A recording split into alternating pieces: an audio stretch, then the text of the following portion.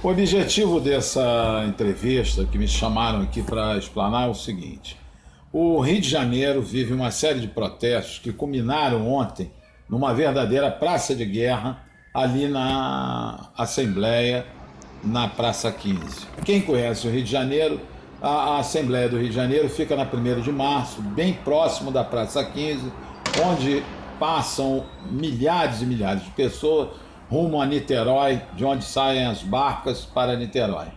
É um lugar muito importante no Rio de Janeiro e ontem ficou inviável transitar naquela região. Isso tudo está sendo causado por uma série de situações que foram iniciadas no governo do Sérgio Cabral. O governo do estado ofereceu uma série de vantagens, subsídios e benefícios fiscais que hoje estão fazendo falta e o Estado não consegue arrecadar o suficiente para o pagamento dos aposentados, para o pagamento da folha de funcionários e também não consegue pagar nem o custeio da máquina pública estadual. O Rio de Janeiro se comprometeu com uma série de concursos, de admissão de funcionários, contratação de serviço, quando estavam baseando em cima da receita dos royalties do petróleo. Quando o barril de petróleo estava na faixa de 100 a 110 dólares. Isso era uma receita que chegava a 20 bilhões de dólares anualmente.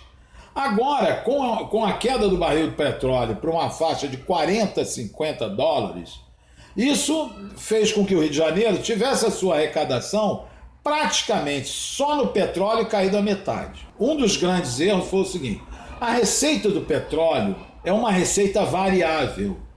Agora, os compromissos que o Estado assumiu são compromissos fixos. Ou seja, quando você contrata uma série de policiais, quando você contrata uma empresa para fazer a limpeza da universidade, a limpeza dos hospitais, quando você contrata uma empresa para fornecer alimentação, essas despesas elas são fixas durante o ano. Elas não variam para menos. Normalmente, quando variam para mais. E o petróleo, em função da crise mundial, tiveram seus preços reduzidos à metade. Então, o que está acontecendo? O governo enviou para a Assembleia uma série de projetos de lei que estão sendo votados essa semana e que estão causando todos esses transtornos lá no centro. Porque quem está perdendo, que são os funcionários públicos, tipo o policial militar, o policial civil, o bombeiro, o pessoal do Tribunal de Justiça, toda essa equipe de funcionários públicos estão totalmente contra a esses projetos que vão acabar estourando no colo deles. Eu só vejo uma solução: se o governo federal fizer uma espécie de salvação para todos os estados, porque não há como arrecadar mais. O que o Rio de Janeiro tem que fazer é tentar botar as despesas dentro das receitas. E isso já chegou ao ponto que é inviável. O governo não tem mais dinheiro para pagar os aposentados, ou seja, até outubro ele conseguiu pagar uma parte, agora não vai ter dinheiro para pagar os funcionários e provavelmente já está deixando de pagar o custeio de toda a máquina pública, que é a contratação de serviços de limpeza, contratação da alimentação. Nós temos como exemplo muito simples aqui no Rio de Janeiro o fechamento dos refeitórios, dos restaurantes populares, que eram o quê? Empresas que forneciam refeição a preços subsidiados e que agora não estão recebendo mais do Estado e com isso pararam de fornecer. A mesma coisa está acontecendo essa semana com a FETransport. A FETransport não quer mais fornecer esse subsídio, porque o governo não passa e eles não têm como pagar as empresas que prestam serviço. Não só a empresa de ônibus, como o metrô e como as barcas. Então, nós estamos hoje no estado de calamidade financeira. ou seja, não há solução.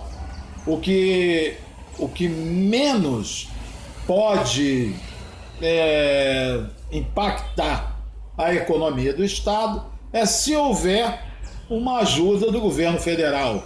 O que vai acontecer é que o profissional que trabalha para a máquina pública, se ele não receber, ele vai deixando de trabalhar. Então eu não vejo com bons olhos. Eu tenho quase que absoluta certeza que essa é uma crise que a gente está passando, uma das maiores crises que os estados vão passar, porque essa é a primeira grande crise após a nova Constituição que fez com que os estados tenham a responsabilidade fiscal. Então os estados não podem mais emitir dívida e nenhum governador está aí para sair emitindo dívida e depois ser responsabilizado. Eu creio que essa solução ainda vai ser só mais tarde.